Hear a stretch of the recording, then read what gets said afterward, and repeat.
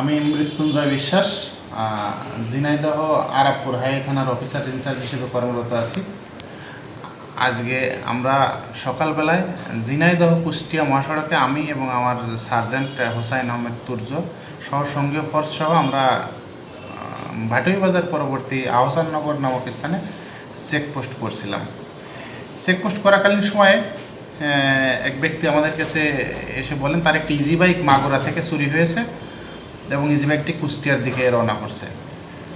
তাৎক্ষণিক আমি আমার চেকপোস্টের কার্যক্রম বন্ধ করে ওই ভদ্রলোককে আমার গাড়িতে উঠিয়ে আমরা গাড়ি সহ কুষ্টিয়ার দিকে রওনা করলাম। ইজি বাইকের চালককে ইজি বাইক যিনি চুরি করে নিয়ে যাচ্ছে ধরা যায় কিনা। তো আমাদের জন্য অনেক সহজ হয়েছে। ওই ইজি বাইকে জিপিএস ট্র্যাকার ছিল, যার কারণে লোকেশন শনাক্ত করতে অনেক সহযোগিতা করছে এই প্রযুক্তি।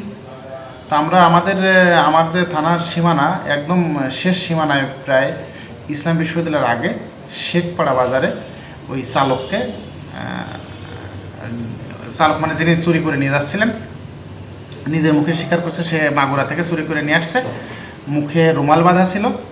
আমি ইজি বাইকের সামনে গাড়িটা আড় করে দিয়ে ইজি বাইক চালককে ধরতে সক্ষম হই এবং ইজি বাইক এবং ওই যে ধৃত ব্যক্তি সহ আমরা আমার থানায় নিয়ে আসি। পরবর্তীতে মাগুরার যার গাড়ি হারিয়েছে উনি একজন পঙ্গু ব্যক্তি, অসহায় মানুষ।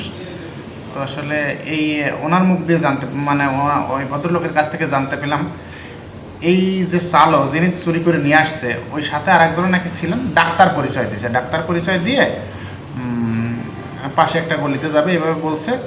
পরবর্তী এটা একটা চক্র কাজ করছে, যার কারণে ইজি বাইকের চালক সরল বিশ্বাসে বুঝতে পারেনি, ওরা চাবি নিয়ে গাড়ি চালায় নিয়ে চলে আসছে।